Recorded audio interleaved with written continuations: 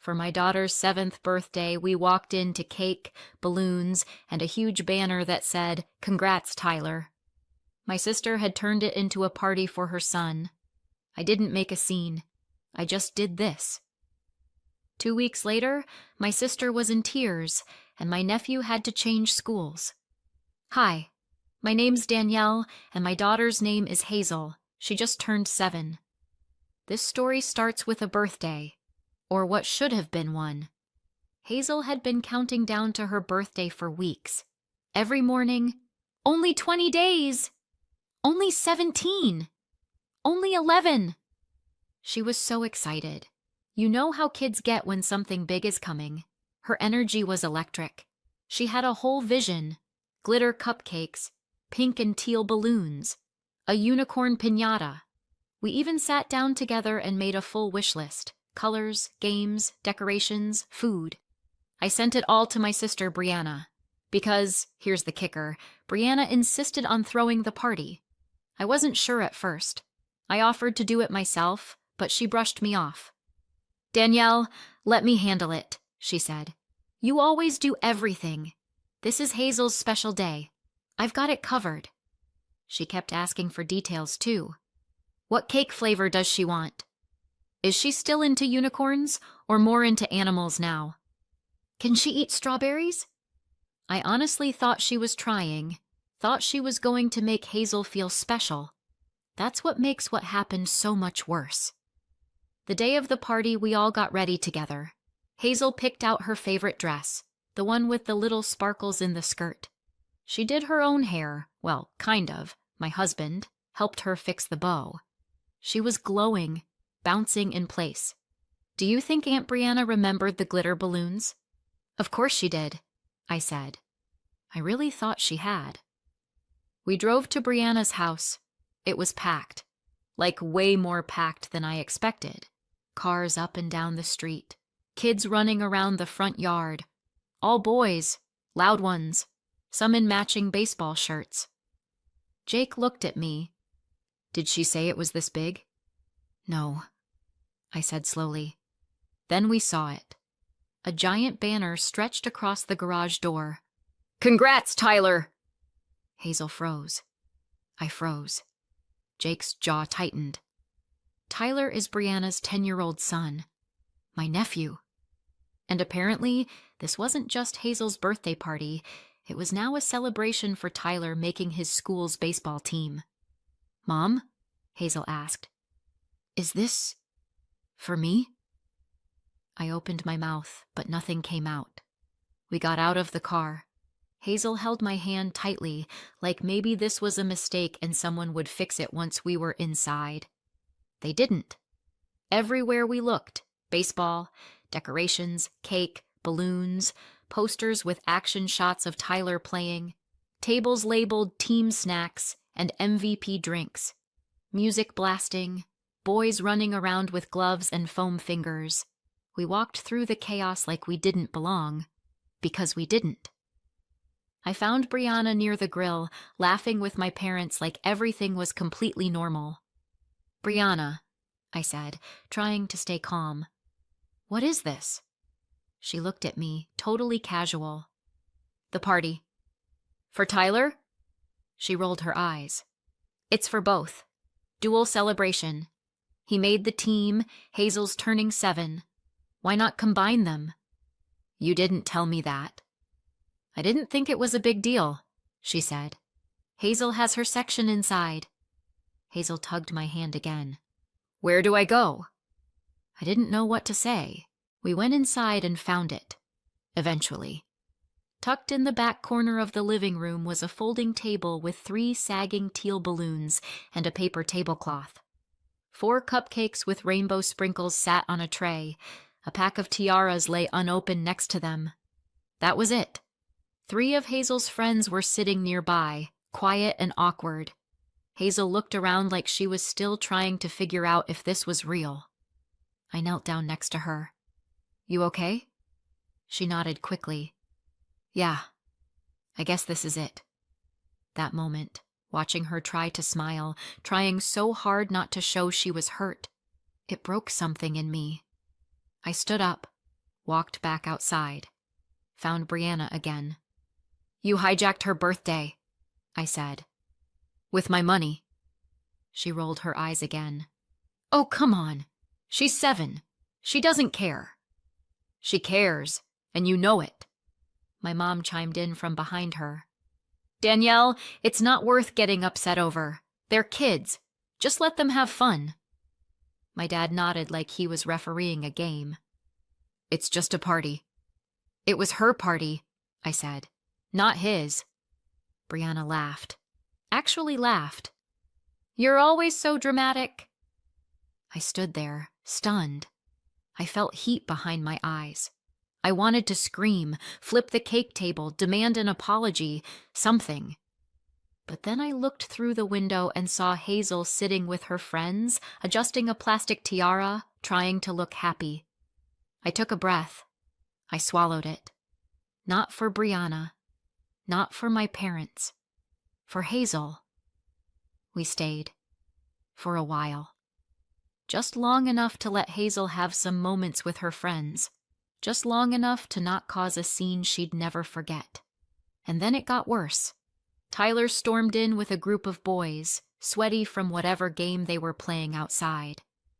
He looked at Hazel's table and smirked. "Ah, look at the princess corner," he said. "Is this a tea party or something?"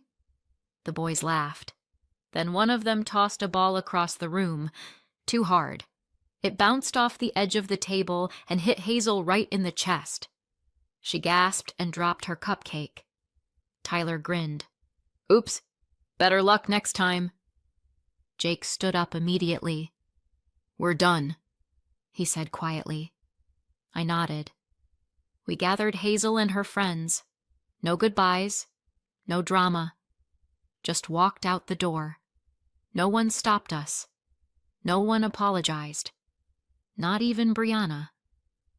In the car, Hazel whispered, "Was I bad?" "No, baby," I said. "You were amazing." "Then why didn't they sing for me?"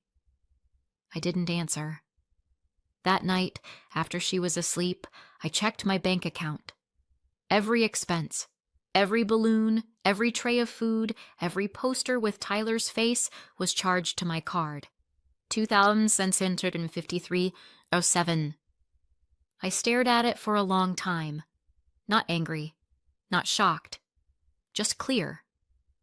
I texted Brianna one word. Call. Because I was done. The day after the party, I dropped Hazel off at school, came home, and stared at the fridge for 15 minutes. Not because I was hungry, because I didn't know what else to do with my body. I'd just pulled off the gentlest walkout of my life. No drama, no meltdown, no tears. But inside, I was vibrating. I'd seen that number, 2,653.07, sitting on my card like a punch to the throat. And I knew that was it. No more being the quiet one. No more being the understanding sister. No more being the idiot. But if I was going to explain how we got here, you'd need to understand something. This wasn't new. It wasn't sudden. It was just the worst version of a pattern that's been going on for years. Brianna has always been like this. Growing up, she knew how to charm everyone in the room. Parents, teachers, random neighbors. She cried pretty. She apologized big. She had a way of making her drama feel urgent, like the world might collapse if she didn't get her way. And me? I was the opposite. Quiet. Soft-spoken. Always afraid of upsetting people. We grew up, but the roles stayed the same. She had Tyler at 23. I had Hazel 3 years later. From the beginning, it was obvious she saw parenting as a performance. Tyler had themed birthday parties before he could walk. Custom onesies, baby yoga, that kind of mom. And every time things got tight financially, she called me. "I'll pay you back next week. Just cover it and I'll send it back on Friday. It's just for Tyler's gymnastics registration. Oh, and can you Venmo me for the birthday deposit?" I didn't even realize how much I was sending her until I checked one year during tax season and saw the transfer history. Thousands. Spa days, gift cards, online orders. I paid her rent once. Once. She said she was between jobs. That month she posted pictures from a decompression retreat. Jake warned me. A few times. But I'd always say, she's family. What am I supposed to do? Let Tyler miss out on everything? Now I knew the answer. Yes. Yes, I was. Because Tyler didn't get onto the school's baseball team on his own. He got in because Jake, my husband, spent 3 months coaching him for free. After work, on weekends. In the rain, he works as a PE teacher at his school and is one of the coaches for their baseball team. He didn't want to be unfair to the other kids, so he told Brianna, if he can work for it, he'll earn it. But I won't cheat the process. Brianna pouted, said something about supporting family, but Jake stuck to it, and Tyler showed up. I'll give him that. He tried. And slowly, he got better. Good enough to make the cut. And then what did Brianna do? Threw a party, a huge one, with my money, for my daughter's birthday. I sat at the table and thought about every time I'd let something slide. Every time Brianna did something, I let it slide. But this time, it wasn't about me. It was about Hazel. I felt like she needed more than quiet love. She needed someone who would fight for her. So I called Brianna. She picked up on the second ring. Hey! Crazy party, right? Tyler had such a good time. Hazel seemed a little quiet, though. Everything okay? You spent over $2,600 on that party, I said.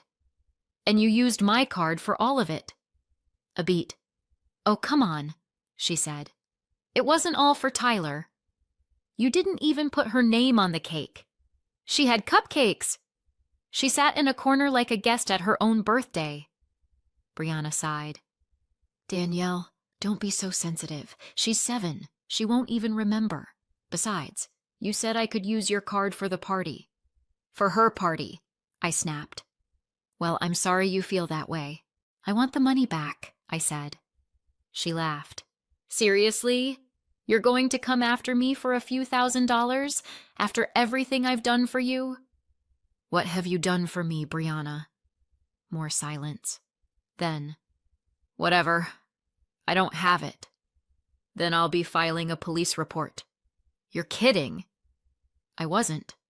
And I did. I walked into the station, handed them my bank statements, the texts, the invitation, the photos, and filed a report for unauthorized charges. 2 days later, Brianna called me screaming. You called the cops on me? No, I filed a report. Big difference. I could get arrested. Then maybe don't commit credit card fraud next time.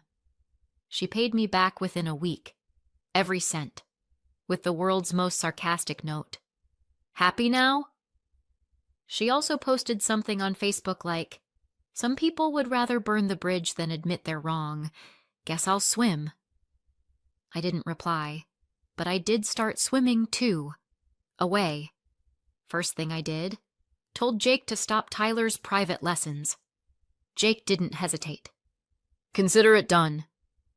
Second thing, I opened my bank app and canceled everything I was still covering for Brianna and Tyler. His tutoring app, his summer baseball camp deposit, her makeup subscription, a wellness meal plan she signed up for with my card, all gone. She noticed. Immediately, the texts came in hot. Why would you cancel Tyler's tutoring? You said you'd help with the camp. You're punishing him for my mistake. And finally, you've changed. No, Brianna. I've stopped changing for you. Jake and I didn't even discuss it. It just happened. He stepped away as Tyler's unofficial coach. I stepped away as Brianna's bank account. Hazel? Hazel started smiling again. Slowly. Carefully. So we threw her a real birthday party. Just us, a few close friends, homemade decorations, and a bounce house we rented for 2 hours. She picked the playlist herself, and this time she got her own cake, with her name on it, in glitter. Brianna wasn't invited, But she still found out. Sent me a text. "So now you're excluding us? Real mature." Followed by, "Tyler's really upset. This whole thing has affected him so much." Yeah? Hazel cried herself to sleep on her birthday. I didn't reply, but I could feel something shifting. Tyler had always walked around like he owned the world, but now, without Jake's help, without my support, and with Brianna running out of people to blame, the cracks were starting to show. Something told me this wasn't the end of it. Not even close. It started with a whisper, not a literal one, more like the kind of quiet shift that makes the air feel wrong before anything actually happens. Hazel began dragging her feet in the mornings. Her sparkly hairbands stayed in the drawer. She started picking plain t-shirts and pulling her sleeves over her hands like she didn't want to be noticed. I asked if anything had happened. She said no, just that she didn't feel like talking today. But then came the lunchbox. I packed her favorite, mini bagels with strawberry cream cheese, cucumber slices shaped like stars. She came home with it untouched. "I forgot to eat," she said. 2 days later, I saw it again. Untouched. I asked her again. She hesitated. "Tyler said my food looked gross." That was the first crack in the wall. I told Jake that night. We started watching more closely, asking questions in small ways. "Who'd you play with today? Did anything funny happen at recess? Anyone say anything silly or weird?" Sometimes she answered, sometimes she changed the subject. Once she said, "Tyler called my shoes baby shoes." I asked what she said back. "Nothing," she said. "I just walked away." We started documenting, not because we wanted drama, but because we'd learned. From the party, from the aftermath, from Brianna. You document when the people in charge won't protect your kid unless you have receipts. Tyler's comments got worse, his jokes louder. When Hazel dropped her pencil during group work, he said, "Careful! Wouldn't want to break a nail, princess." She told us that one on the ride home, tried to laugh when she said it. Jake didn't laugh. We emailed her teacher, told her what was happening, asked if anything had been noticed. The teacher responded quickly, professionally, and with just enough discomfort in the language to tell us this wasn't the first time she'd had a Tyler problem. "I'll keep an eye out," she said, "and speak with him if needed." The next day, Hazel came home with dirt on her leggings. "I tripped," she said.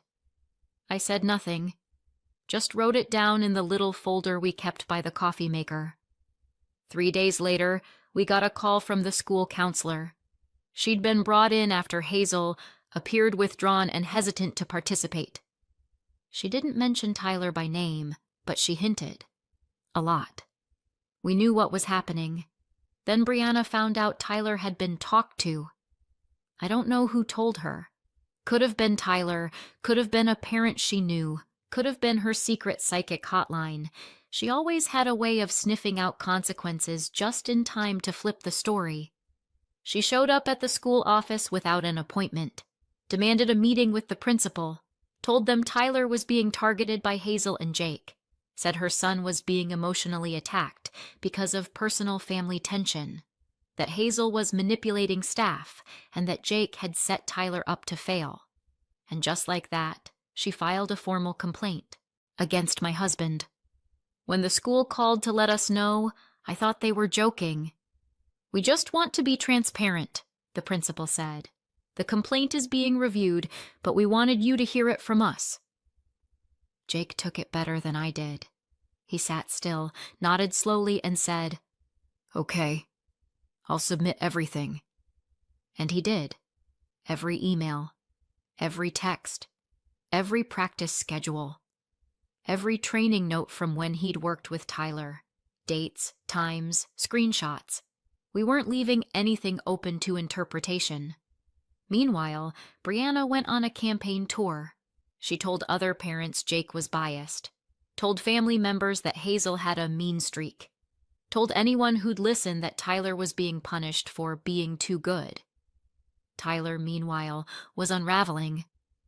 Without Jake's coaching, he wasn't keeping up. His attitude at practice tanked. He mouthed off to a teammate, tossed a bat when he struck out during a scrimmage. The head coach benched him until he got his behavior under control. That's when Brianna lost it again. I got a voicemail that started with, "You people are unbelievable," and ended with a barely coherent rant about sabotage, jealousy, and how we were trying to destroy a child's confidence. I didn't answer. But that night, Hazel finally cracked. She came home from school, dropped her bag, walked straight to her room, and shut the door. I gave her space at first. Then I went in. She was sitting on the edge of her bed, holding her sparkly tiara, the one from the fake party. She wasn't crying. She was just staring at it like she didn't recognize it anymore. I sat beside her. She whispered, "Why does he hate me so much?" I didn't answer right away. Then she asked, "Is it because I got a second party?" "No," I said. "It's not about that. It's not about you." She looked up at me, eyes glassy. "I don't want to go to school anymore." And that was it. That was the line. You can call me dramatic, overprotective, whatever you want, but the moment your 7-year-old tells you they're scared to walk into a classroom, you move. The next morning, I emailed the principal, copied the counselor, attached our folder, dates, notes, conversations, asked for a meeting, not a phone call, not a chat, a meeting. Jake called the district athletic director, told him about the complaint, sent over everything he'd compiled. And then we walked into that school like we weren't asking for permission anymore. "We're not here to escalate," I said. "We're here to make sure our daughter is protected. And if you can't do that, we'll take it higher." The principal nodded, took notes, promised a full review. But I could see it in his eyes. He already knew. He knew. Something was coming. Something big. And I wasn't going to blink first. The school promised to investigate. To be honest, I didn't expect much. I'd heard that line before, when Hazel first came home with dirt on her leggings, when Tyler's teasing wasn't that serious, when Brianna showed up at the school and told them her 10-year-old was the victim of a vendetta orchestrated by a 7-year-old and her coach dad. But this time, something was different. The day after our meeting, I got an email, then another, then 3 more. Parents. They'd heard about the complaint Brianna filed, how she claimed Tyler was being bullied and blackballed by the school, and they wanted to say something. One mom wrote, "I didn't know what to do until now. Tyler pushed my son in the lunch line last month. It wasn't the first time." Another said, "He calls my daughter names during PE. She hasn't wanted to go for weeks." A third included a screenshot of a group chat where Tyler wrote, "Hazel's such a crybaby. I bet her mom tattles for her." So no, this wasn't new. It was just the first time someone had called it what it was. The school's tone shifted fast. The principal sent an official notice. The investigation into Brianna's complaint was complete. Jake had done nothing wrong. No coaching bias, no misconduct, no retaliation. They appreciated his cooperation. The subtext was clear. Sorry we ever doubted you. But Tyler? That was another story. The school had documentation now. Witnesses, multiple reports, records of disruptive behavior, bullying, and disrespect during class and on the field. They called Brianna in. This time, it wasn't a discussion.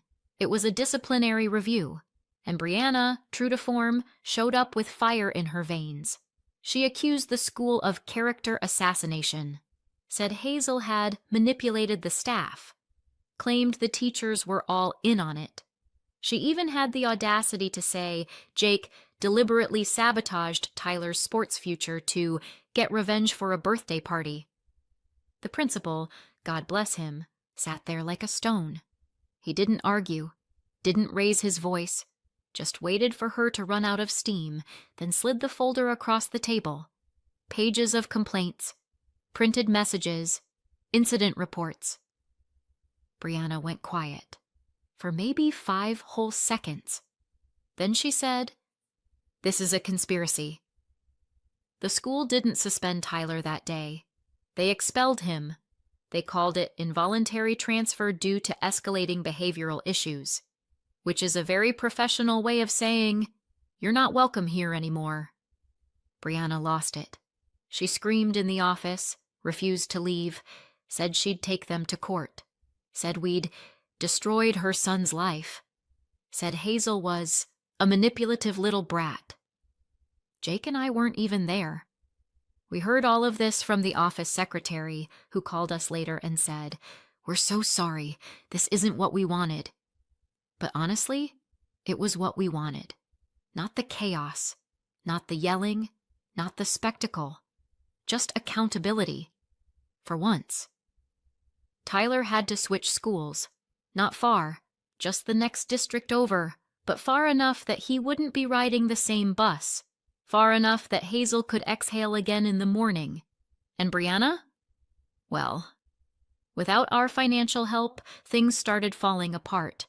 We'd already canceled the tutoring, the sports camp, the streaming subscriptions she never paid for.